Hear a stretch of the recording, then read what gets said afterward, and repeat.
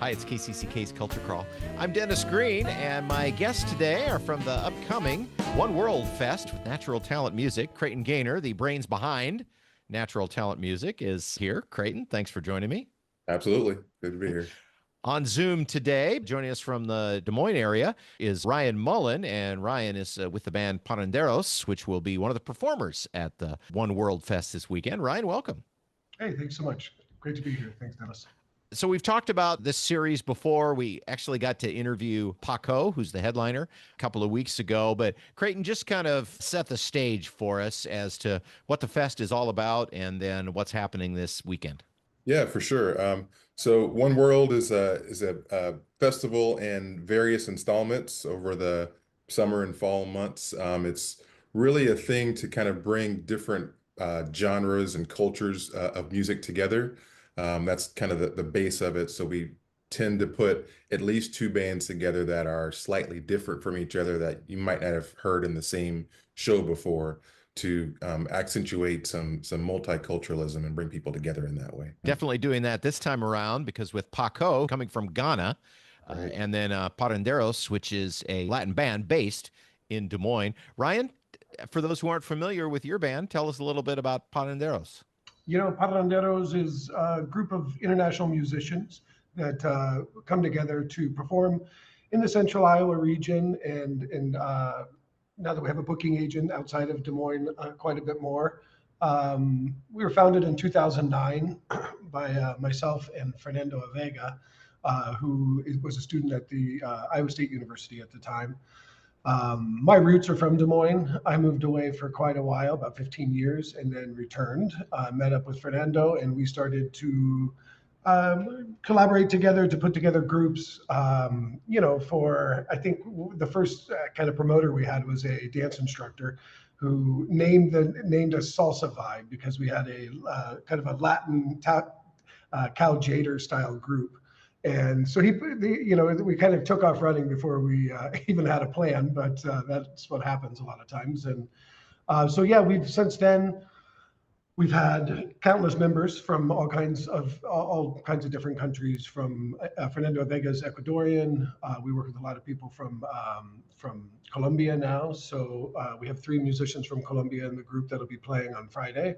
One of them who went to the University of Iowa for a piano. For his master's in performance of piano about 6 years ago, and that's when we met. Juan Sebastian Espinosa, or Ramirez Espinosa, and Juan Sebastian has been the musical director for about 5 years now of the group. We've done 2 albums. Our first album, both albums were funded by the Iowa Arts Council, the National Endowment for the Arts. First album, we went to Puerto Rico and recorded at a studio in San Juan that has won about 40 Latin Grammys, and brought a lot of Iowa musicians, a lot of musicians from Cedar Falls, actually, that all studied with the great pianist up there, Bob Washut. Bob Washut. Yeah, Bob Washut. So without Bob Washut, Parranderos would not have had the first album. There's no doubt about it. The piano player and all the horn players studied jazz with him. Anyways, we went to Puerto Rico for 8 days. That was a really great experience. Recorded 9 original songs there. And our last album was released in 2022. We recorded it during the pandemic between Des Moines and Medellin, Colombia. So it had 34 musicians on it, with people recording in Medellin, Des Moines, Paris, France, Mexico City, Minneapolis, Council Bluffs, kind of just all over the place. But 40 or 34 musicians were tagged on the album. All original music, spanning different styles and rhythms from different countries, Spanish-speaking countries for the most part. So we're kind of a creature of our environment here in Des Moines because there is a lot of diversity from different countries of Spanish-speaking people. We tend to find ourselves trying to entertain those people, specifically with their style of music that they like. We don't always do it perfectly, don't get me wrong, but we at least attempt. To someone who's not from around here, if we would say, well, Iowa is a great hotbed for Latin music, they'd kind of probably look at us with an eyebrow raised. But you mentioned Bob Washut, who, of course, kind of started all of this, him and Ed East, and the group that did the Orquesta Alta Maíz back in the day and continues to be a big thing today. And I would kind of call Parranderos kind of the second generation of that. So we are a hotbed of Latin music.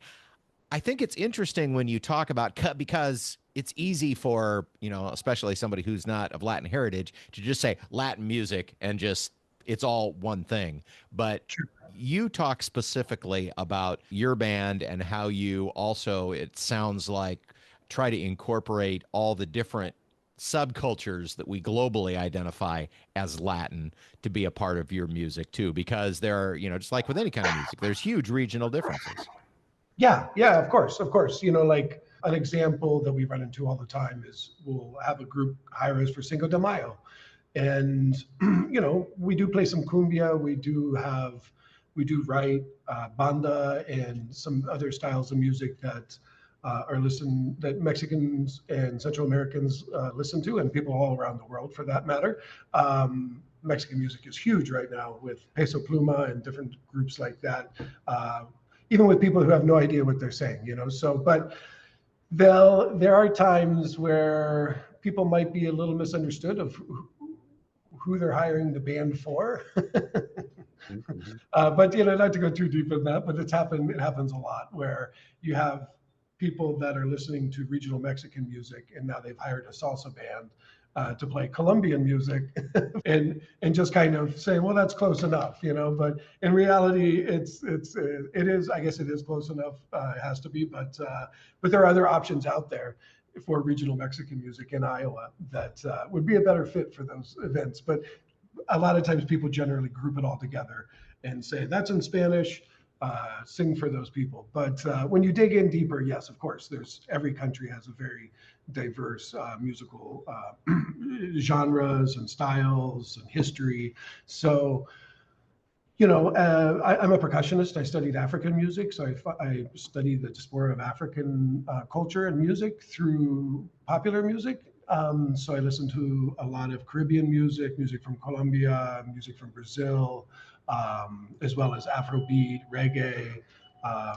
And when you really dig in deep, you find that there are quite a bit of, similarities, but also differences in even like if you were to say, play a cumbia song, cumbia has a lot of different forms from Afro-Colombian cumbia to Mexican cumbia to, essentially to the cumbia that we play, which is very different than both of those. So, and that's because we're musicians interpreting a style and essentially creating our own culture with that music here in Iowa.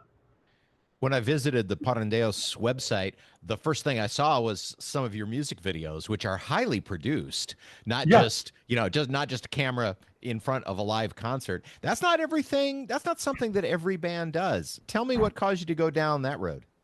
We have a lot of different connections with creative people here in Des Moines and in Colombia and Medellin. So the first one was Bruce Bales, who's been working.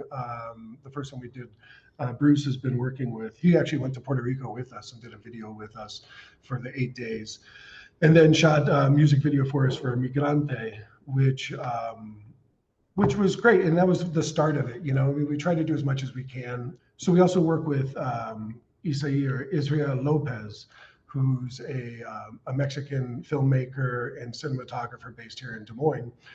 And with a little bit of, begging him to give us a discount, we were able to utilize his high quality equipment and his eye and work, hand in hand with him on 2 videos. And then one for Travesuras, and then the other one for Fiesta, that we shot in like 3 hours. It was kind of like just a last minute thing while we were getting ready for a gig. So we had 2 days to do something, and luckily he was available, and it came out nice. It was fun. And then the third one from the first album, or the second one from the first album, actually the third one would be No Te Rompe el Coco, which was recorded and shot in Medellin.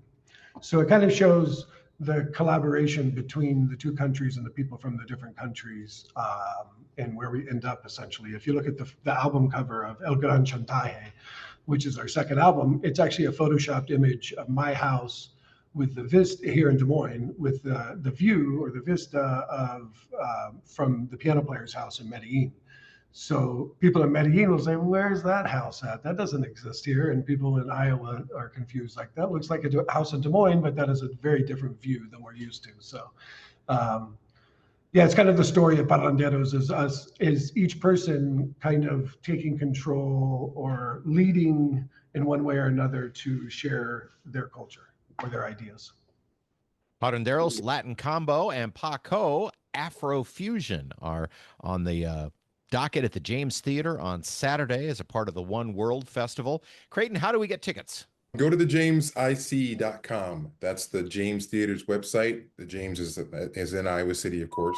So if you just go to thejamesic.com, you can get tickets there. You can also go to naturaltalentmusic.com or find Natural Talent Music on either Facebook or Instagram, and there will be links to get you there that way also. And tickets are obviously on sale and ready to go for sure. A little bit cheaper if you book them in advance rather than buying them at the door, but they'll be available in both places. Well, Creighton, I always love these shows that you put together because you do exactly what your mission statement says. Unique combinations of cool bands with different backgrounds so that people really come away with a varied experience. Ryan, looking forward to seeing you when you're in Iowa City for this and more in the future. And Creighton, thanks as always. Appreciate you both being on the show. Have fun with it. Yeah, thanks, Dennis. Appreciate it. Yep. Thanks, Dennis. Looking forward to seeing you, Ryan. Yeah, likewise. You can hear the Culture Crawl live on the radio most weekdays at 10:30, on demand at kcck.org/culture, or subscribe using your favorite podcast player. Watch our videos on the KCCK Facebook and YouTube channels. Our producer is Lydia Kilgore. The Culture Crawl theme is composed by Vivian Shanley. I'm Dennis Green, and I'll talk to you later.